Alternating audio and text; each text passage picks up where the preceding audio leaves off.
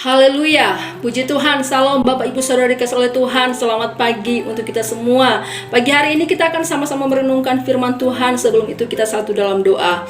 Terima kasih Tuhan, pagi hari ini kami ada sebagaimana kami ada itu semua karena anugerah Tuhan. Dan pada pagi hari ini kami mau merenungkan firman Tuhan yang menjadi kekuatan baru dalam hidup kami. Tuhan berkati hamba-Mu yang akan menyampaikan firman-Mu supaya kami sama-sama mengerti akan kehendak Tuhan dalam kehidupan kami. Terima kasih Tuhan, ini doa kami, syukur kami sambut firman-Mu. Haleluya, amin.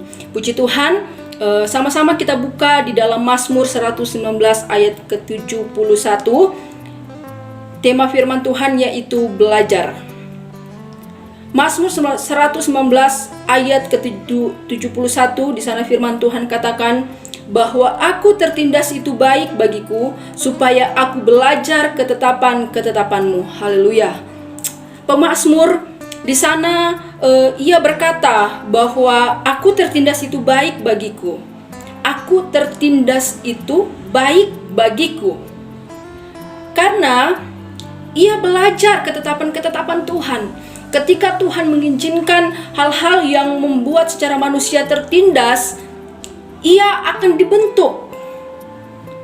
Dan ketika ia tertindas, dia akan mampu melihat pertolongan Tuhan.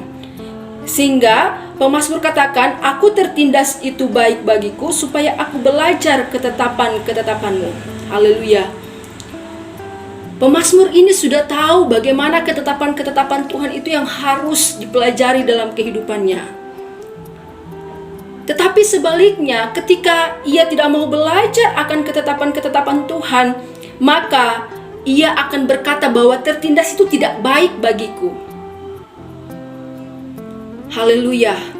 Kita sebagai orang-orang percaya bahwa hidup kita, ketika kita mengalami satu hal yang membuat secara manusia itu tertindas, kita terus berkata bahwa itu baik bagiku, supaya apa? Kita mampu menjadi orang-orang yang lebih baik lagi di hadapan Tuhan, menjadi orang-orang yang terus dibentuk oleh Tuhan, menjadi orang-orang yang memiliki iman yang kuat di hadapan Tuhan. Begitupun dengan pemazmur katakan bahwa ia tertindas baik bagi dia. Karena apa? Di dalam ketindasan itu membuat dia semakin dekat dengan Tuhan, semakin membawa dia untuk terus belajar apa yang Tuhan mau dalam kehidupannya. Dalam Mazmur 119 ayat 7, aku akan bersyukur kepadamu dengan hati jujur apabila aku belajar hukum-hukum-Mu yang adil. Haleluya, sungguh jelas firman Tuhan katakan, aku akan bersyukur kepada Tuhan dengan hati yang jujur apabila aku belajar hukum-hukum-Mu yang adil. Ketika pemazmur ini belajar, maka dia mampu bersyukur kepada Tuhan. Karena apa? Ketika dia bersyukur, dia akan mendapat kekuatan baru daripada Tuhan. Sebaliknya, ketika kita tidak bersyukur, maka akan timbul sungutan. Kita akan terbiasa menyalahkan orang lain.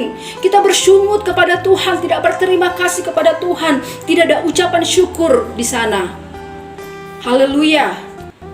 Bapak Ibu Saudara dikasih oleh Tuhan, ketika kita mau belajar akan kehendak-kehendak Tuhan, akan hukum-hukum Tuhan, akan perintah-perintah Tuhan, maka kita akan mampu bersyukur dan kita akan mampu berkata bahwa aku tertindas itu baik bagiku.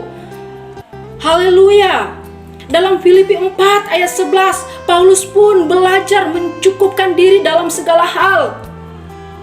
Belajar, ada kata belajar di sana. Di mana Paulus belajar mencukupkan diri dalam segala hal supaya apa? Tidak timbul ingin menguasai yang bukan miliknya.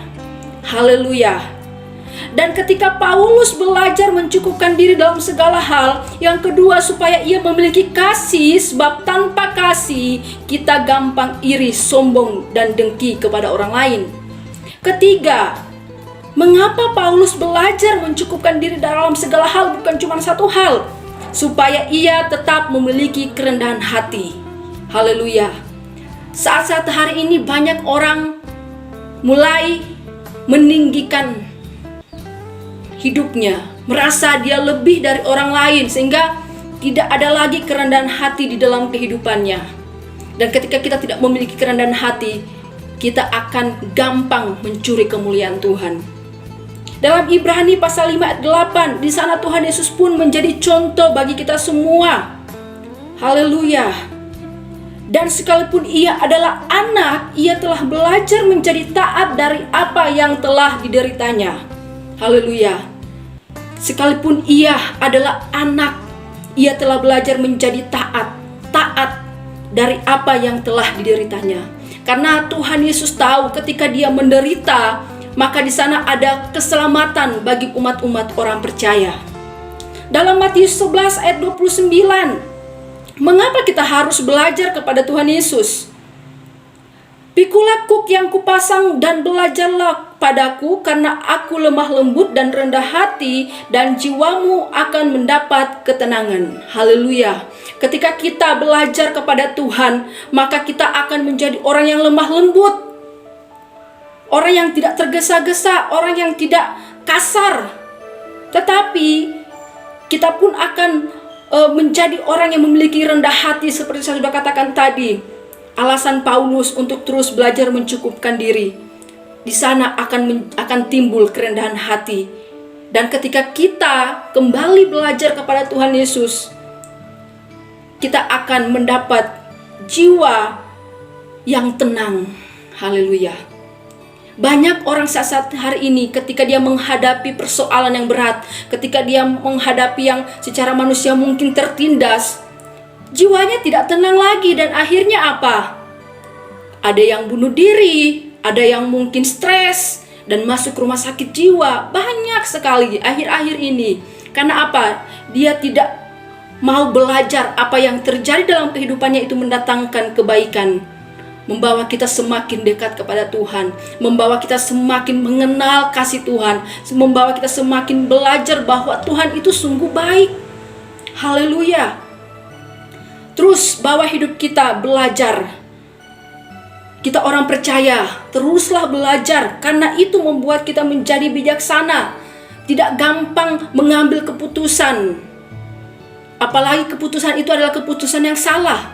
Tetapi ketika kita terus belajar, maka kita mampu mempertanyakan Tuhan, apa yang menjadi kehendak Tuhan di dalam kehidupan kita. Bukan kehendak kita yang jadi, tetapi kehendak Tuhan. Jalan Tuhan yang menjadi terjadi di dalam kehidupan kita, bukan jalan kita. Karena kita tidak tahu apa yang terjadi di hadapan kita. Tapi kita percaya Tuhan itu maha tahu. Tuhan yang lebih tahu apa yang terbaik untuk anak-anaknya. Haleluya. Yang kedua, mengapa kita harus terus belajar? Supaya kita mengerti maksud Tuhan di dalam kehidupan kita. Kita mengerti apa yang menjadi tujuan Tuhan di dalam kehidupan kita. Dan yang ketiga, kita menikmati Tuhan secara pribadi. Haleluya.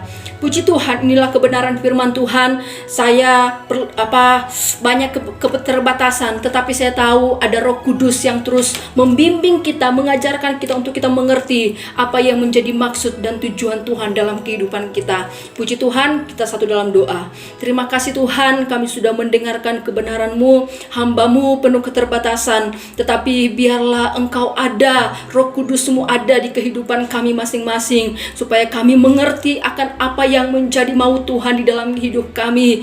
Tuhan, terkadang kami harus menghadapi sesuatu yang secara manusia itu tertindas, tapi kami mau berkata bahwa itu baik bagi kami, dan kami terus mau belajar bahwa di dalam Tuhan ada kemenangan, di dalam Tuhan ada kasih yang besar, di dalam Tuhan ada sukacita yang tidak dapat diberi oleh dunia ya Tuhan. Terima kasih Tuhan, terima kasih Bapa, bahwa hidup kami terus belajar Tuhan, supaya kami mampu bersyukur kepada Tuhan.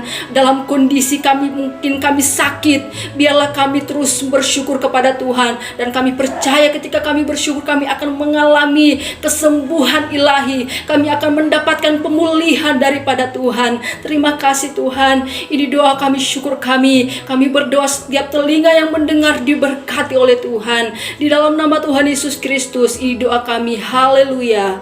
Amin. Tuhan Yesus memberkati. Salam sehat.